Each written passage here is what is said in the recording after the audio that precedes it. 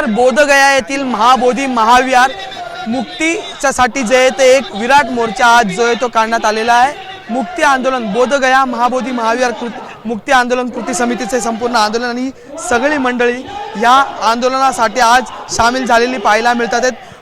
केंद्रीय मंत्री रामदास आठवले असतील, जोगेंद्र कवाडे असतील, काँग्रेसचे खासदार चंद्रकांत हंडोरे असतील, मागे आनंद शिंदे सुद्धा आपल्याला या ठिकाणी पाहायला मिळतात आहेत। राष्ट्रवादीचे अनेक नेते, त्यामुळे शिवसेनेचे राजू वाघमारे सुद्धा बसले, त्यामुळे सर्व पक्षीय नेते ह्या मंचावर आता जे बोधगया येथील महाबोधी महाविहार याच्या मुक्ती आंदोलनासाठी एकत्र आलेले आपल्याला पाहायला मिळतात। त्यामुळे यांची नेमकी भूमिका काय, जनता आपण बघितलं भाषण सकाळपासून चालत आणि लोक ती भाषणे ऐकत बसलेले आणि विराट मोर्चा जो आहे तो हा मेट्रो सिनेमा पासून ते आझाद मैदानापर्यंत काढण्यात आला होता। आपण चंद्रकांत हंडोरे यांच्याशी बातचीत करणार की नेमकी आता भूमिका काय।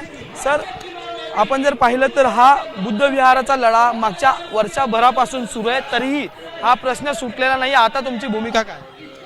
नाही, गेल्या अनेक वर्षापासून बिहारमधलं बुद्धगया बुद्ध विहार हे बौद्धांच्या ताब्यात मिळावं यासाठी सातत्यानं मोर्चे आंदोलनं सुरू आहेत। महाराष्ट्रच नव्हे तर देशभर ही आंदोलन सुरू आहेत आणि इंटरनॅशनल स्तरावर सुद्धा हे आंदोलन चाललेलं आहे।